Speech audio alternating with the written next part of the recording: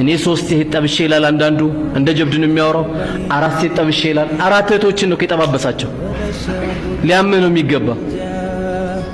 4 ለኒካ ያሰብካቸው እህቶችን ነው ከቆራረጣቸው ይሄን ነው ከነገረ ታዚያ ነው ከነገረ ለዚህ ነው እኮ ነብዩ ጋር አለይሂ ሰላቱ ወሰለም አሁን የመስጊድ ኢማሞቻችን ጋር መጣችሁ አንድ መስጊድ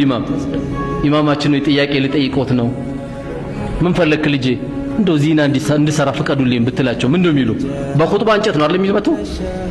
በኹጥባ እንጨት ነው የሚያሳድዱ ከመስጊድ ግን ይሄ ጥያቄ ነብዩ ጋር አለይሂ ሰላቱ ወሰለም መጥቷል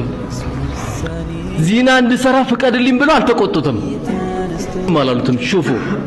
የሚገርም ጥያቄ ነው የጠየቁት ና አሉት ልጠይቅህና የጠየቅከውን ጥያቄ ፈቅድልሃለሁ አሉት ይሄ እናንተ የምትጠይቁት ነው አንድ ሰው መጥቶ አንተ ጋር አሉት እህትን ዚና ቢጠይቅህ ምን ትለዋለህ አሉት ኧረ እንዴት ይጠይቀኛል አለ ተቆጣ እሺ እናትን ቢጠይቅስ አሉት ፊቱ እየጨመረ መጣ ቁጣው ሴት ልጅንስ ቢጠይቅ አሉት በጣም ባሰበት እንዴት ይጠይቀኛል አለ በላሉት የአላህ መላእክተኛ አንድ ሴት እኮ ለዚና ስትጠይቃት ወይ እህት ናት ወይ ሴት ልጅህ ናት ወይስ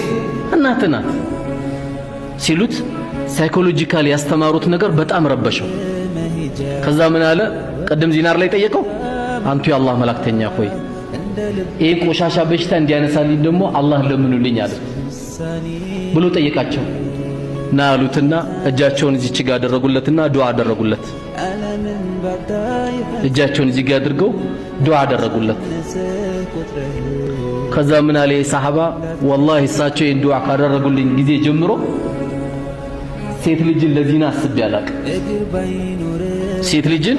ለዚና አስቤ አላቅም ለ5 ደቂቃ ለ3 ደቂቃ ደስታ ሁሌ ሰላም ታጣለ ለምን የቀልብ ብርሃን ይወሰዳል ዚና ካለ ፊት ራሱ ኑር ይጠፋል ጭንቀት ነው በቃ ከወዛተር ትጣላለ ከኒስትሮ ትጣላለ ከማትጣላው ሰው የለም በቃ መንገድ ላይ ከሁሉንም ትጣላው ለምን ውስጥ ተጨንቀዋል ዚና እንደዚህ ነው ቀብርም ጥበቱ በዚና የተነሳ ነው